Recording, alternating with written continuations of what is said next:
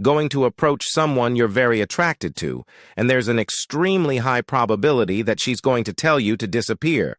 Right? Exactly. Absolutely, because it's a real judgment, right?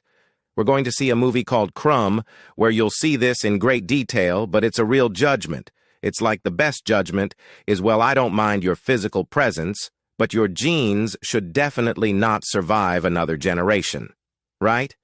And that's sort of generally translated into, I think we should just be friends, right? You know, when you can blow that off, and people do. And you have to because it's part of being polite and civilized, but, you know, let's make no mistake about it, there is no more fundamental judgment than that. So paralysis, and there's no shortage of who are absolutely terrified of women. I've had many of them in my practice. You know, I had one guy, he was so terrified of women, he couldn't even talk to them on the phone. It's more common than you think. But it's generally manifested by men who no one cares about. So it's generally irrelevant. I think it's the case. It really is the case. I'm not kidding. They're low status men. You know, there are people that are generally regarded as losers. And there isn't anybody who really gives a damn about what happens to them one way or another. And there's a lot more men in that category than there are women. Women are in all sorts of, social categories that cause the misery and distress.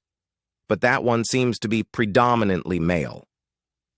One of the things I'm going to do when we talk about Freud is I'm going to show you this movie Crumb, which I just told you about, and it's a very rare thing because it shows you the world from the perspective of very intelligent male losers.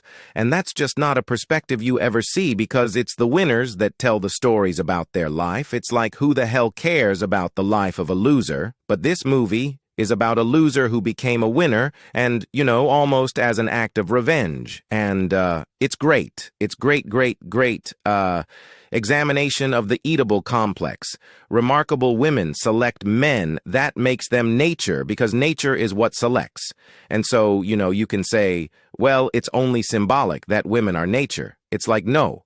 It's not just symbolic. It's not just symbolic, when the woman in some sense is the gatekeeper to rep is not. In some sense, is the gatekeeper the reproductive success like share and subscribe.